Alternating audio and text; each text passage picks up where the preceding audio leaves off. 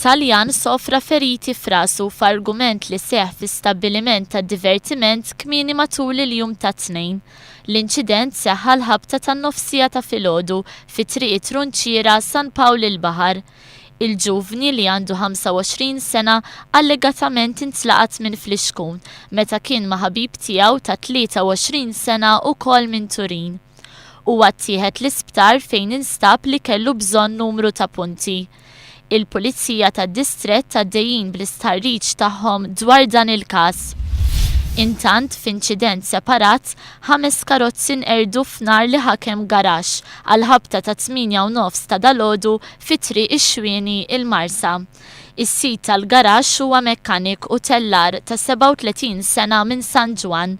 Huwa kien qiegħed jaħdem b'welder qabel ma qasam it-triq biex ikellem kollega tiegħu u kien f'dak il-waqt li nnota duħan ħireġ mill-garax.